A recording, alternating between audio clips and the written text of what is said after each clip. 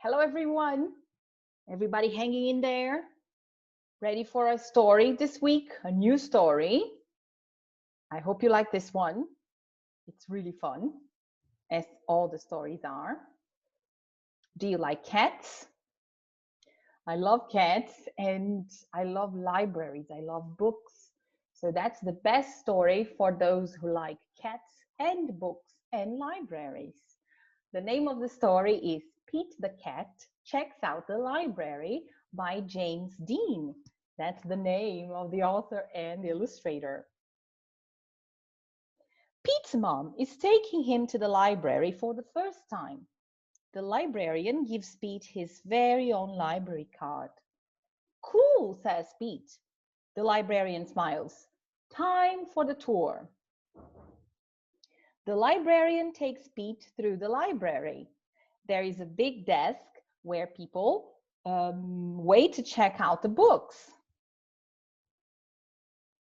Pete sees some of his friends reading at a long table. It's very peaceful and quiet. How relaxing! The librarian takes Pete to the favorite room. There are lots of Pete-sized chairs and tables and shelves. There are books of every shape, size, and color. What do I do now? Pete asks. Now you read a book, the librarian says. Which book should I read? Asks Pete. You can read any book you like, says the librarian. Pete looks around. There are so many books. Pete picks up a book about airplanes and jets. He reads it and pretends he's a stunt pilot. He flies a super fast jet and does loop-the-loops and spirals high in the sky. Then Pete finds a book with dragons, wizards, and unicorns on the cover. He reads it and imagines that he's a very powerful wizard, using magic spells and a special wand to defend his castle against a fire-breathing dragon. Next, Pete opens up a book about spiders and insects. He reads it and imagines that he's a scientist studying all types of critters in the wild. He has to be very still to study some critters and very fast to study others. Then Pete chooses a book with all sorts of scary monsters on the cover. It's a book of fairy tales. Pete reads it and pretends that he's in a dark, spooky forest trying to outsmart a big bad wolf. Pete puts that book back on the shelf. It's too scary. Pete opens up a book about the pyramids in Egypt.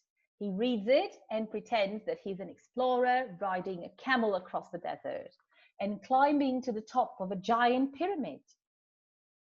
Next, Pete picks up a book with all sorts of robots on the cover. He reads it and imagines that he's a robot at a robot dance party. His arms and legs make whizzing sounds when he moves. When robot Pete speaks, he says, beep, beep, beep, bop, beep, beep, beep, beep, beep. Next, Pete picks up a book about superheroes. He reads it and makes believes that he's a superhero. He flies around the city in a colorful cape, chasing bad guys and saving the day. Then Pete spots a big book about the ocean and all his creatures. He reads it and imagines that he's a scientist in a submarine deep in the Atlantic Ocean, looking for whales, squids, and sharks. There are so many wonderful books to read at the library.